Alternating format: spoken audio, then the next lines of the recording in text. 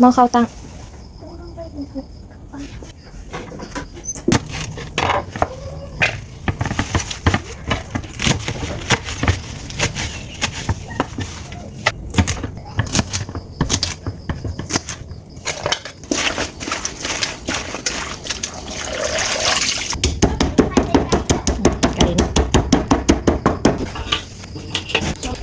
อันเดียวละมาหมาซุกกันนะโอบานิชิโอมานิมินิมานิอาพี่โกชิเห็นหน่อยขี้กลัวมันพูดนะ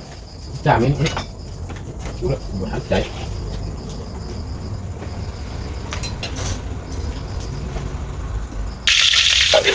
เด็กร้อยอย่างเงี้ยมันคือชาวบ้าน